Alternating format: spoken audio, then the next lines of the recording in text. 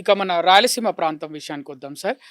ఆహ్, తెలంగాణ అసెంబ్లీ సాక్షిగా ముఖ్యమంత్రి రేవంత్ రెడ్డి నేను చెప్తేనే ఆంధ్రప్రదేశ్ ముఖ్యమంత్రి చంద్రబాబు నాయుడు రాయలసీమ ఎత్తిపోతల పథకాన్ని ఆపేశారు అని చెప్పడం జరిగింది. అసలు మీ ఉద్దేశంలో, మీ దూరదృష్టి ప్రకారం ఈ రాయలసీమ ఎత్తిపోతల పథకం ఏదైతే ఉందో దీన్నసలు కడతారా సార్? దీన్ని కడతారా? రేవంత్ రెడ్డి గారు అసెంబ్లీ సాక్షిగా చెప్పారు. కానీ రేవంత్ రెడ్డి గారు చెప్పేసినారు కాబట్టి నమ్మమని నేనేం అనట్లేదు. కానీ ప్రభుత్వం ఎట్లా వ్యవహరిస్తుందని ఇంపార్టెంట్. రేవంత్ రెడ్డి గారు ప్రకటన చేసిన వెంటనే ఇక్కడ ముఖ్యమంత్రి గారు స్పందించుంటే బాగుండేది. ఎందుకంటే ఒక ముఖ్యమంత్రి ఆయన. రేవంత్ రెడ్డి గారు ఎవరు అనేది ముఖ్యం కాదు. ప్రభుత్వం అనాధికారికంగా ఫీలర్స్ అంటారు కదా మీడియాలో, అటు వదిలినారు. ఏమని మాకు దానికి సంబంధం లేదు, ఆయన ఏదో ప్రకటన చేసినారని. దాన్ని నమ్ముతా. ఎప్పుడు నమ్ముతాను? రాయలసీమ ఎత్తిపోతల పట్ల మీ కమిట్మెంట్ ఏంటో చెప్తే, ఈరోజు కడతాం, రేపు కడతాం, ఎల్లుండి కడతాం అని చెప్తే నమ్ముతాం. మీరు కట్టకపోగా, చేయకపోగా అది అవసరం లేదని మాట్లాడుతున్నారు. 20 టీఎంసీల కోసం ఇన్ని వేల కోట్లు కట్టాడంటారు. అంటే అవసరం లేదని మీరు మాట్లాడుతున్నారంటే ఆయన మాట మీరు విన్నట్టే కదా లెక్క. రేవంత్ రెడ్డి గారు వద్దంటున్నాడు, మీరు అవసరం లేదంటున్నారు. రెండింటి తేడా ఏంటి? ఆయన వద్దంటున్నాడు, మీరు అవసరం లేదంటున్నారు. రెండు ఒకటి అయిపోయినాయి కదా. అల్టిమేట్గా కట్టరు కదా. మా ఉద్దేశంలో రాయలసీమ లిఫ్ట్ ఆవశ్యకత చాలా ఉంది. రీజన్ ఏంటంటే జగన్మోహన్ రెడ్డి గారు ఆ స్కీమ్ని తీసుకురావడంలో ఒక దూరదృష్టి ఉంది. అదేంటంటే మాకు రాయలసీమలో శ్రీశైలం డ్యామ్ నుంచి వెనక్కి నుంచి నీళ్ళు తీసుకోవాలి. అన్ని ఏరియాల్లో డ్యామ్ గేట్లు ఎత్తేసి నీళ్ళు తీసుకుంటారు. మా కర్మ ఏంటంటే దిగువను కట్టేశారు శ్రీశైలం డ్యామ్. ఫలితం గేట్లన్నీ మూసేసి నిండు కొట్టి వెనక్కి కొడితే నీళ్ళు తెచ్చుకోవాలి. శ్రీశైలం డ్యాంలో ఒక దాదాపు 20-30 రోజుల పైన నీళ్ళు ఉండట్లేదు. పూడికి వల్ల కిందకి పోతా ఉంది. విద్యుత్ ఉత్పత్తి కిందకు కొట్టేస్తున్నారు. ఒకసారి కింద పోయిన తర్వాత మళ్ళీ పైకి రావు.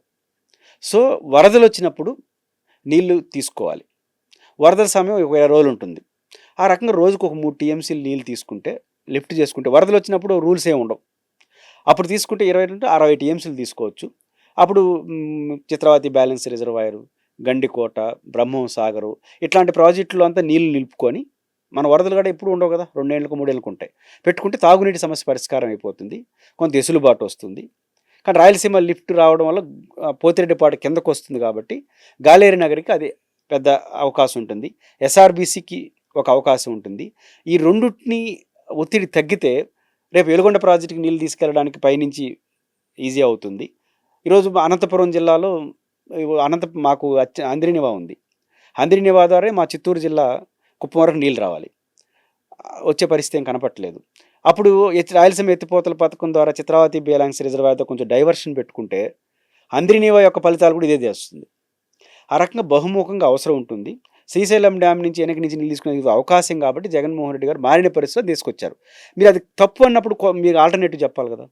ఉదాహరణ ముచ్చిమరి ఉంది కదా అన్నారు, ఆ నుంచే పోతిరెడ్డిపాడు నీళ్ళు పోస్తున్నారు. మరి ప్రాజెక్ట్ రిపోర్ట్ రెడీ చేయాలి కదా. రాయలసీమ వద్దన్నారు ఎత్తిపోతల పథకం, ఆ నుంచి తీసుకురావాలి కదా నీళ్లు, దాన్ని ఆపేశారు. దీని వద్దన్న దాన్ని ఆపేశారు. ఇది రాయలసీమకు నష్టం చేసే చర్యలు తప్ప ఇంకోటి కాదు. అలాగే గోదావరి నదీ జలాలు ఏవైతే ఉన్నాయో అక్కడి నుంచి ఒక 100 టీఎంసీల నీరు బనకచెర్లకి ఎత్తిపోస్తామని కూడా చెప్పడం జరిగింది. ఎట్లా చూస్తారు? ఇది ఎట్లుంటారంటే